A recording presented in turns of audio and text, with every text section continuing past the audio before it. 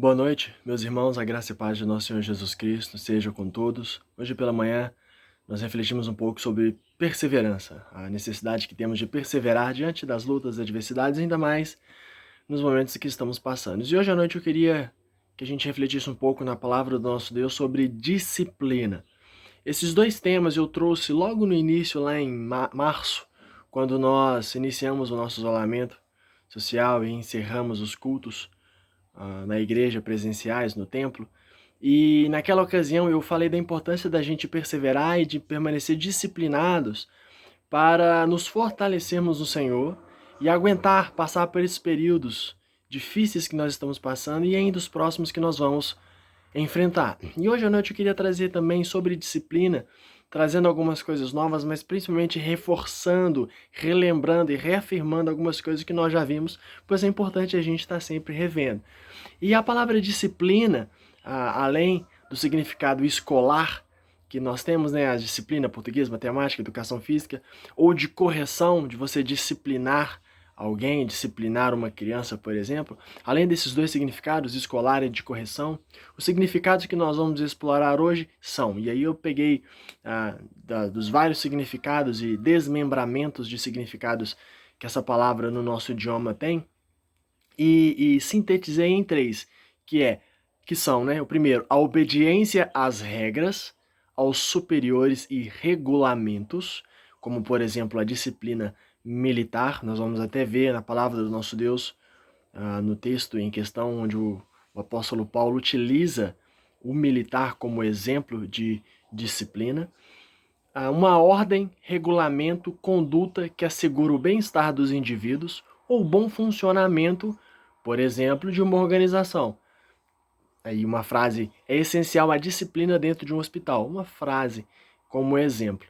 E o terceiro é comportamento metódico, determinado, constância. Por exemplo, para vencer na vida é preciso disciplina. Disciplina no quesito de organização, de prioridade, de esforço para cumprir aquilo que tem que cumprir. Ou o que a gente tem falado ao longo de todos esses períodos de mensagens, fazer o que a gente tem que fazer. É claro que nós estamos, às vezes, envolvidos, submersos num monte de coisas, responsabilidades escolares, acadêmicas, de trabalho, de casa, pressões e uma série de outras coisas. Com as crianças em casa, né, para quem tem filhos pequenos e muitas crianças, ou às vezes convive com crianças pequenas ou adolescentes que estão em fase escolar e que não estão podendo ir na escola, às vezes bagunça, barulho, muita coisa, e de repente a gente dá uma enlouquecida mesmo. Porém, nós precisamos estabelecer, traçar metas e nos organizarmos para passar por esses períodos da melhor maneira possível. E à luz da palavra de Deus, nós vamos trabalhar sobre disciplina, irmãos. O crente precisa ser disciplinado. E essa disciplina, ela pode sim vir de fora, como a gente trabalhou nas primeiras mensagens, uma disciplina que vem de uma liderança, de uma autoridade sobre você, no caso da disciplina de Deus sobre as nossas vidas, à luz da palavra do Senhor, mas existe também a autodisciplina, aquela que a gente, sim, aquela que você coloca para você mesmo, que nós nos impomos, que não precisa de ninguém mandar, de alguém ficar forçando. E o crente, ele precisa trabalhar a disciplina em sua vida. E o texto em questão que nós vamos trabalhar nessa noite é o texto de 2 Timóteo, capítulo 2, apenas os 7 primeiros versículos deste capítulo. 2 Timóteo, capítulo 2, versículos 1 a 7, nós vamos ver palavras do apóstolo Paulo ao jovem Timóteo, trabalhando com ele essa questão da disciplina, não usando essa palavra diretamente, mas trabalhando com ele essas questões da disciplina para que ele seja, para que ele fosse, ou no futuro próximo, substituísse o apóstolo Paulo nas cidades em que o apóstolo passou. No caso, em ocasião aqui, o apóstolo já estava preso, já tinha trabalhado bastante com o jovem Timóteo, e nessa carta aqui estava dando algumas instruções derradeiras para ele continuar e melhorar na obra do Senhor. Então vamos ler 2 Timóteo capítulo 2, versículos 1 a 7, diz o seguinte: Tu, pois, filho meu, fortifica-te na graça que está em Cristo Jesus. E o que de minha parte ouviste, através de muitas testemunhas, isso mesmo transmite a homens fiéis e também idôneos para instruir a outros. Participa dos meus sofrimentos como bom soldado de Cristo Jesus. Nenhum soldado em serviço se envolve em negócios desta vida, porque o seu objetivo é satisfazer aquele que o arregimentou. Igualmente, o atleta que não é coroado se não lutar segundo as normas, o lavrador que trabalha deve ser o primeiro a participar dos frutos. Pondera o que acabo de dizer, porque o Senhor te dará compreensão em todas as coisas. Vamos orar mais uma vez, clamando ao Senhor que nos ilumine, que nos inspire com a leitura, o conhecimento e o estudo da Tua Santa Palavra. Oremos. Senhor, obrigado por essa noite na Tua presença. Obrigado, Deus, por mais uma semana diante do Senhor, que se finda em mais uma semana que se inicia. Que o Senhor Deus esteja nos fortalecendo em Ti, nos ajudando a perseverar no Senhor e ajude-nos, ó Deus, a sermos disciplinados, Pai, em nome de Jesus. Disciplina física, emocional e espiritual principalmente, Pai. Disciplina com a Tua palavra, disciplina com a oração, disciplina com a vida devocional, disciplina com os cultos, ó Deus.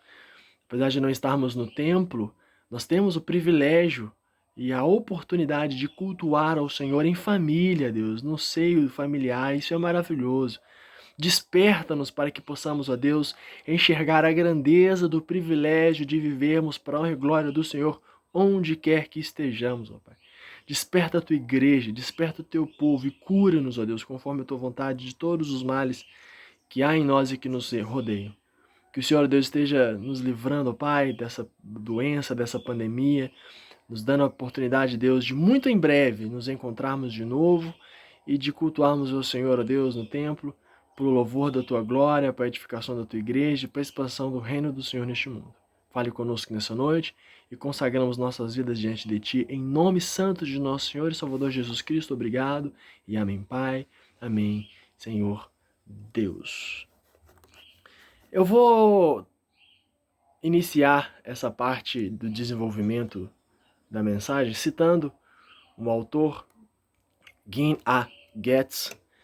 Ele, em seu livro A Medida de um Homem Espiritual, é um livro que o autor ele escreveu voltado para homens, mas as mulheres também podem absorver conhecimentos e conceitos desse livro. Então, Getz, em seu livro A Medida de um Homem Espiritual, ele afirma, ele descreve, ele fala, ele narra que prefere utilizar essa palavra disciplinado por 3 razões. Quando ele se trata do homem, da mulher cristã, ele prefere usar o termo disciplinado, primeiro, porque a palavra era bastante usada na literatura grega antiga e sempre descrevia o homem que era forte e robusto. De início, uma força e uma robustez física. A segunda razão é que essa palavra tem um significado original de alguém que tem um poder sobre algo ou alguma coisa. Alguém que domina, não alguém que é dominado. Então aí a gente já começa a pensar como é diferente a vida de uma pessoa disciplinada. Uma pessoa disciplinada, ao invés dela ser dominada pelas coisas, ela domina as coisas. Ao invés dela ser dominada pelo tempo, ela domina o seu tempo. Ao invés dela ser dominada pelo dinheiro, por exemplo, ela domina as suas finanças. E, finalmente, a terceira razão que ele utiliza essa palavra, disciplinado, é que Paulo utilizava essa palavra como ilustração atlética para descrever a importância de ser disciplinado na vida cristã. Então esse autor ele trabalha com esse conceito do crente disciplinado como alguém forte, robusto, como alguém que tem domínio sobre as coisas e não é dominado pelas coisas. E além disso, o apóstolo Paulo trabalha essa questão da disciplina na vida do crente, como nesse caso da passagem em questão que nós estamos estudando. E aí ele também aborda um aspecto da disciplina física, emocional e espiritual, porque uma coisa tem a ver com a outra, né? Se eu for disciplinado fisicamente, por exemplo, na área da educação física, eu conheço muitos que fisicamente treinam todos os dias, têm a sua dieta balanceada e tudo mais, mas não tem disciplina emocional, psicológica, não lê bons livros, não estuda de uma maneira satisfatória, emocionalmente é instável. Conheço pessoas também que são disciplinadas com os estudos, que estudam muito bem, que leem bons livros, têm uma boa literatura, têm uma boa biblioteca, mas fisicamente negligenciam a sua saúde. Conheço pessoas também que religiosamente, espiritualmente são disciplinados com as coisas de Deus, da igreja, mas negligenciam a saúde física e a saúde emocional, enfim. Então, a disciplina ela precisa abarcar, ela precisa abraçar todas as áreas da nossa vida. Nosso Senhor Jesus Cristo, ele não veio salvar só a nossa alma, ele veio nos salvar por completo. É claro que esse corpo, que um dia vai ser comido pela terra, eu receberei um novo corpo, esse corpo vai deixar de existir. Mas quando Jesus veio fazer a obra dele em minha vida, ele veio me salvar como um todo. Ele salva também a minha situação financeira, melhora a minha saúde física, melhora a minha saúde emocional, psicológica, melhora os meus relacionamentos. Jesus me transforma como um todo. A salvação ela é integral, ela abrange todas as áreas e esferas da minha vida. No caso da disciplina, também. E aí o autor ele cita uma frase, ele tem um trecho do livro interessante que ele fala o seguinte, abre aspas, quando não estamos fisicamente bem, isso afeta a nossa vida psicológica e espiritual. Quando não funcionamos bem mental e emocionalmente, nossa dimensão psicológica, isso interfere em nossa vida física e espiritual. Quando estamos fora da vontade de Deus espiritualmente, isso nos afeta física e psicologicamente. Isso é fato. Quando nós não estamos bem fisicamente, isso pode afetar a nossa saúde psicológica. Quando a nossa saúde psicológica não está boa, isso afeta inclusive a nossa saúde física. Algumas pessoas ficam sem comer, ficam com ansiedade, não conseguem dormir e etc.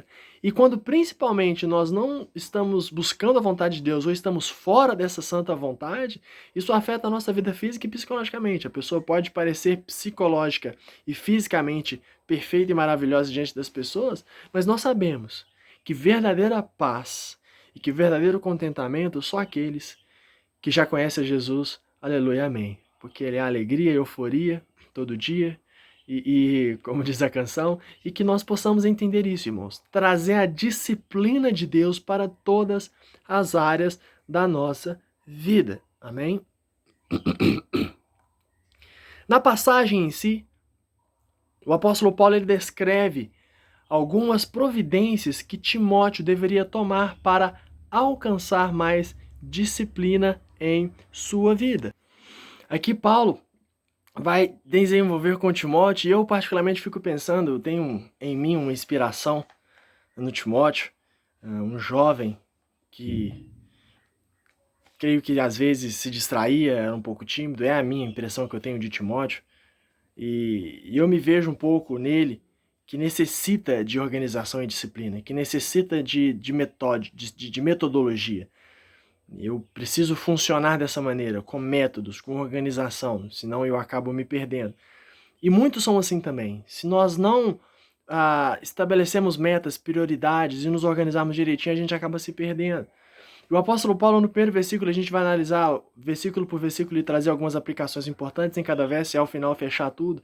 Logo no primeiro versículo, Paulo não está falando apenas como um professor para um aluno, como um mestre para um pupilo. Ele está falando como um pai. Isso é muito importante.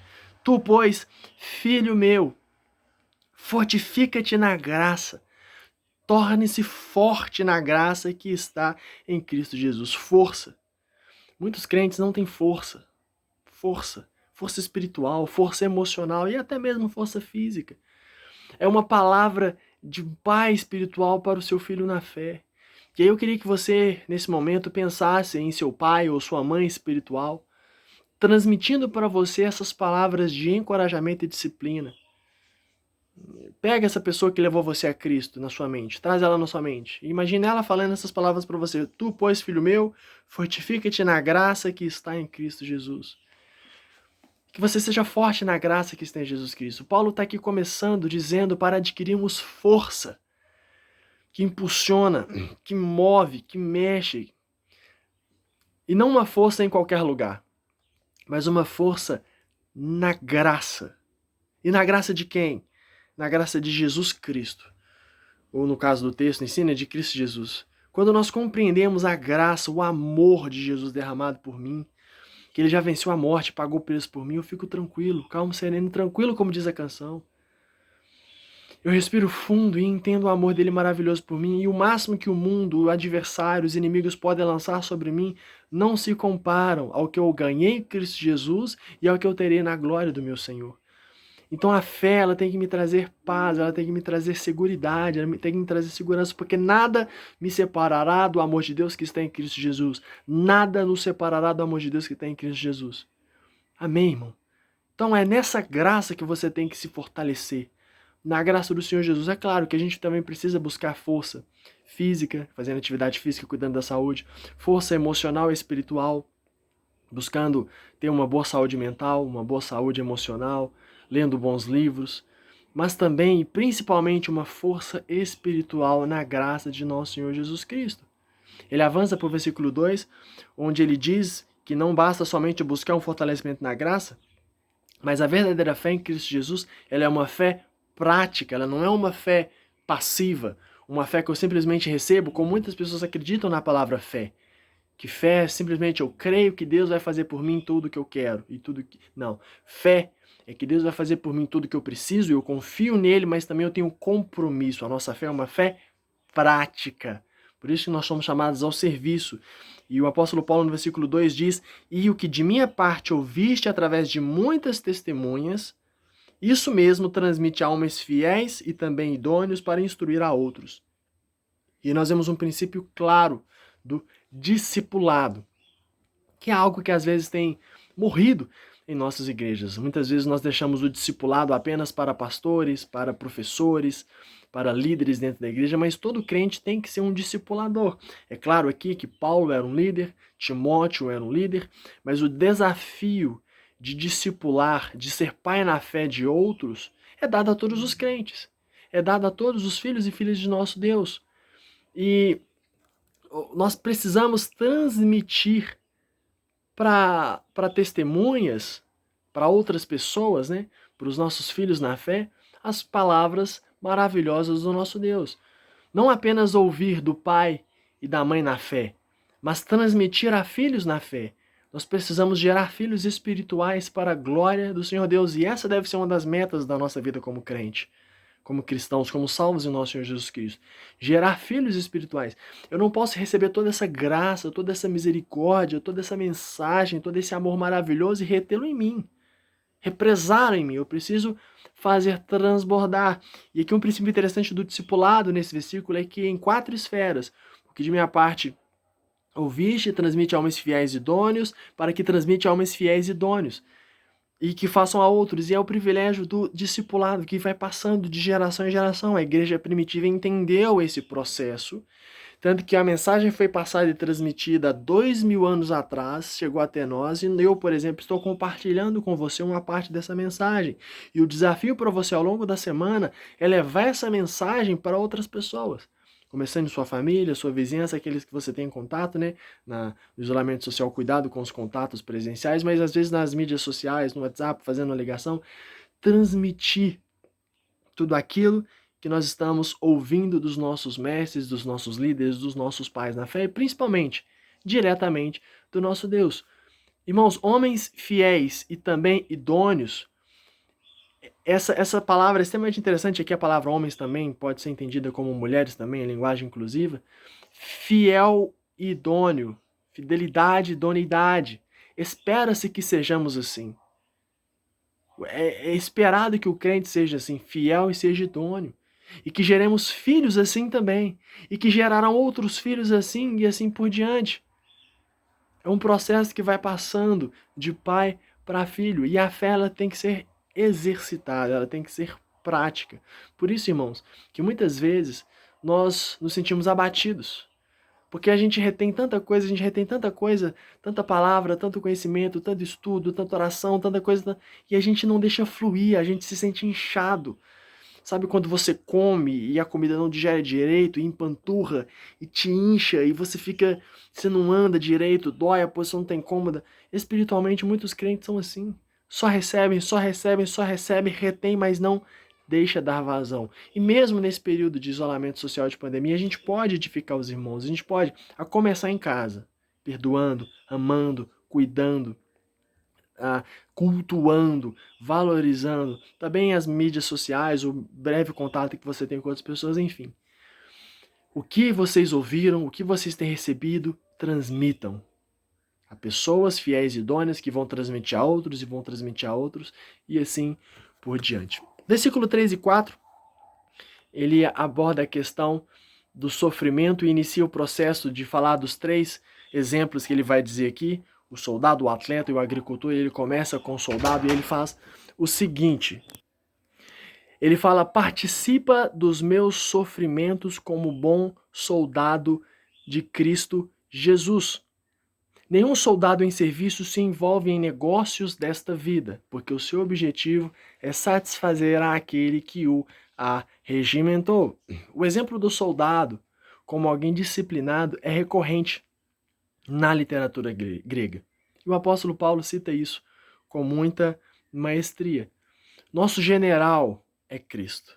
Seguimos os seus passos e nenhum inimigo nos resistirá. E nós somos seus soldados. Se ele é o nosso general, como diz a canção, nós somos soldados do Senhor. E por essa palavra do apóstolo Paulo, a gente pode entender que nós somos soldados. Nós somos guerreiros, nós somos militares do exército, não deste mundo, do exército celestial. Então nós somos soldados em meio a uma guerra espiritual. O apóstolo Paulo também trata muito dessa questão, né? Em Efésios ele vai falar muito da guerra, da batalha espiritual. Em Efésios 6 ele fala da nossa armadura espiritual que o crente precisa vestir. Se você tem curiosidade, vá lá em Efésios 6 e veja se você tem aqueles atributos na sua vida para você não ficar fraco, não ficar vulnerável aos ataques do inimigo. Disciplina militar é fundamental no reino de nosso Senhor Jesus Cristo. É uma disciplina militar, é algo organizado, metódico, que é importante nós trazemos para as nossas vidas. E aí, infelizmente, os crentes, muitos crentes, são os únicos soldados que largam a guerra para curtir e aproveitar das coisas do território inimigo. E é exatamente o que o inimigo quer, distrair-nos para que não lutemos. Nós sabemos que o Senhor Deus, nosso Senhor Jesus Cristo, é rei sobre todas as coisas, mas por enquanto esse mundo jaz no maligno. Ele é o príncipe das trevas e está governando esse mundo, governando esse sistema. Como a gente viu na mensagem de semana passada, o joio é e será nesse mundo, sempre será nesse mundo a maioria, até que o nosso Senhor venha, o nosso agricultor, o nosso dono da horta, da ceifa, venha e coloque a casa em ordem. Então esse mundo ele jaz no maligno. Esse mundo tem sido governado por um breve momento e período pelo maligno até o nosso rei voltar e colocar a casa em ordem. E nós estamos em guerra, nós somos comissionados pelo Senhor, estamos em guerra para guerrear. O problema é quando a gente se distrai da guerra e começa a curtir as coisas do mundo. E essa é uma das estratégias do diabo. É claro que a gente tem que casar, ter filhos, trabalhar, comprar as nossas coisas, ter momentos de lazer, uma série de outras coisas. Só que isso não pode ofuscar a grande e maior missão do crente, do salvo nessa vida. Viver para a honra e glória de Deus. Cumprir o seu papel como igreja, edificando os irmãos e principalmente levando o evangelho da mensagem de salvação. Expandindo as fronteiras do reino de nosso Senhor Jesus Cristo. Nós estamos aqui em guerra. Nós não estamos aqui em missão de paz.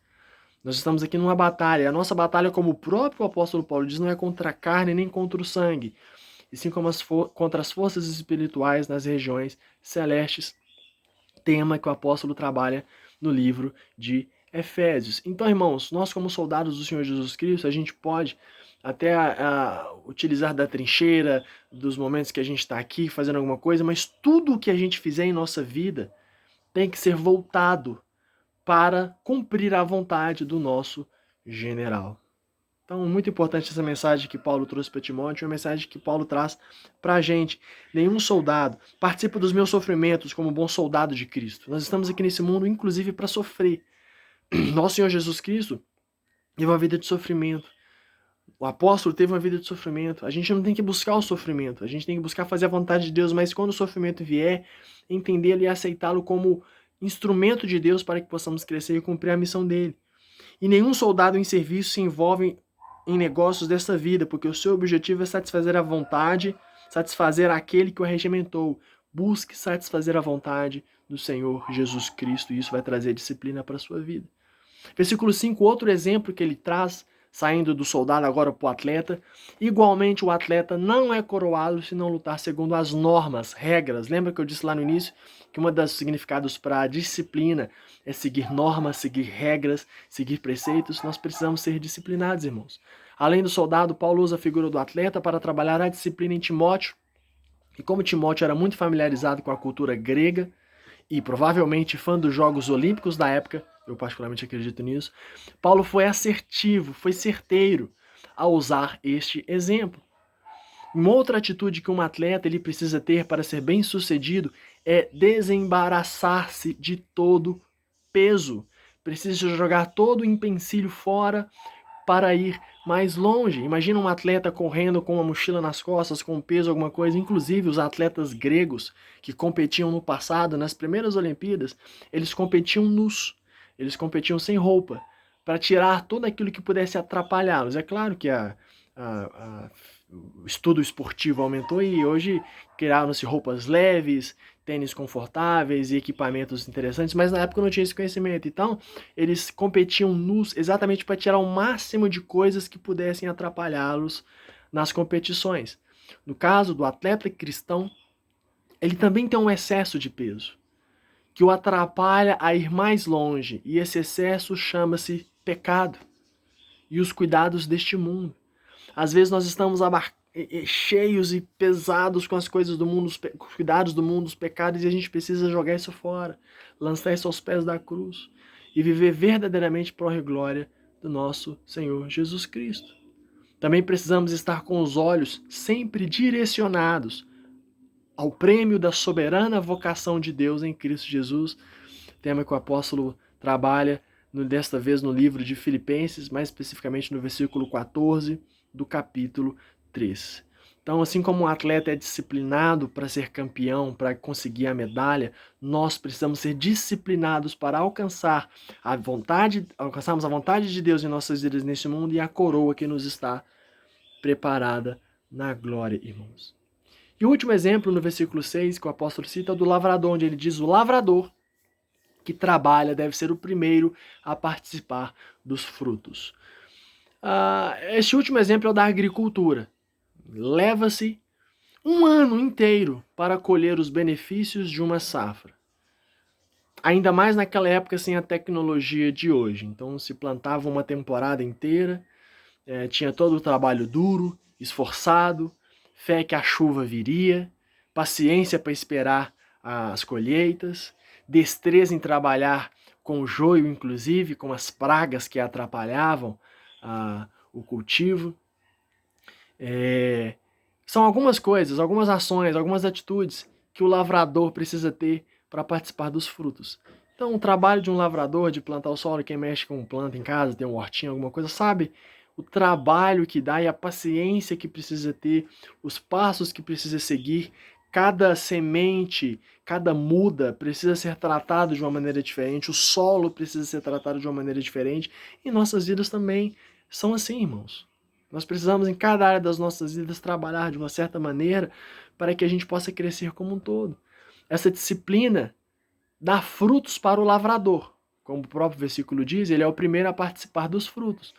Porém, também dá frutos para todos os que se alimentarão do seu trabalho. Olha que privilégio. O agricultor ele não planta só para ele. Ele planta para aqueles que também vão consumir. E você, crente, salvo, discípulo do Senhor que está me ouvindo, você tendo uma vida disciplinada, uma vida que vai colher os frutos dessa disciplina diante de Deus, vai poder também abençoar outras pessoas com esses frutos maravilhosos da disciplina do Senhor em sua vida e através da sua vida. Que maravilha se entendêssemos isso realmente e praticássemos de fato. E no versículo 7, ele fecha esse nosso trecho escolhido dizendo: pondera o que acabo de dizer, porque o Senhor te dará compreensão em todas as coisas. Ponderar significa pensar excessivamente acerca de, avaliar, analisar, examinar, detalhada e minuciosamente algo, demonstrar consideração em relação a. E é o que eu peço, clamo para você fazer ao longo dessa semana. Pondere nessas coisas que eu acabo de dizer a você. Pondera nessas palavras do apóstolo Paulo ao longo da semana na sua vida. Busque ser disciplinado conforme a vontade de Deus. Uma fé racional e não baseada apenas nas emoções, pondera sobre as coisas de Deus e como aplicá-las em sua vida. E como o final do versículo diz, né? Porque o Senhor te dará compreensão em todas as coisas. Assim como nós vimos na semana passada, onde os discípulos adquirem compreensão das coisas que precisam no Senhor Jesus, Paulo reafirma que o próprio Mestre daria a Timóteo o que ele precisava, compreender as coisas de Deus. E que numa vida rendida, próxima aos pés do Senhor Jesus Cristo, você possa compreender tudo aquilo que Ele tem para te ministrar, inclusive essa questão da disciplina. Se você não tem sido, como eu falei de manhã, se você não tem sido perseverante, persevere. Se você tem perseverado, continue. Falo a mesma coisa hoje à noite. Se você não tem tido uma vida disciplinada, busque ter uma vida disciplinada no Senhor. Se você já tem uma vida disciplinada, continue, meu irmão e minha irmã, continue firme, para que você colha os frutos da disciplina e possa também alimentar e abençoar outros com os frutos da disciplina em sua vida. Para a gente concluir, muitos não estão sendo disciplinados nessa quarentena como deveriam ser no Senhor. E talvez você saiba do que eu estou falando. Talvez você não tenha sido disciplinado como deveria ser. Não tem sido falta de tempo, muitas vezes, mas sim falta de vontade e falta de esforço. Porque quando a gente quer uma coisa, a gente se disciplina para tal. Pode ser também por falta de estabelecer as prioridades certas, as coisas de Deus, a vida com Deus, o próprio Senhor é a prioridade. As coisas de Deus são e devem ser a prioridade. O relacionamento com Deus deve ser essa prioridade. Você está fazendo os cultos dominicais? A gente estabeleceu a ideia de 9 horas da manhã e de 19 horas, 7 horas da noite, fazermos o culto. Reunimos em nossos lares, separar um momento e reunir. Vocês estão conseguindo fazer? Estão disciplinados? O que está atrapalhando? Quarta-feira, os devocionais, às 7 horas, tem conseguido reunir a família, sentar e fazer? Está tendo disciplina espiritual e devocional? Tem priorizado sua saúde física, emocional e espiritual? E aí a gente vai sondando e a gente vai percebendo às vezes onde a gente tem falhado. Meus irmãos, se não mudarmos, nada vai mudar. É preciso estabelecer prioridade e perseverar, como nós vimos hoje de manhã. Se alguém tem dificuldades e quer ajuda na disciplina, seja física, seja emocional, seja espiritual, estou à disposição. Pode me pedir ajuda, que eu teria o maior prazer de trabalhar isso na sua vida. Porque Deus me deu a oportunidade de trabalhar isso em minha vida. Disciplina física, disciplina emocional e disciplina espiritual. E coisas ainda que eu preciso continuar trabalhando e juntos nós vamos trabalhar para a glória do Senhor. Busque ser disciplinado em todas as áreas da sua vida. Vida essa que o Senhor Jesus te deu. E colha os frutos de um viver disciplinado e rendido aos pés do Mestre. Darei esse tempo agora para vocês orarem entre vocês, clamando disciplina do Senhor na sua vida, disciplina física, espiritual e emocional, que vocês possam se disciplinarem diante do Senhor em todas as áreas de suas vidas. Excelente semana a todos. Deus abençoe na graça de nosso Senhor Jesus Cristo.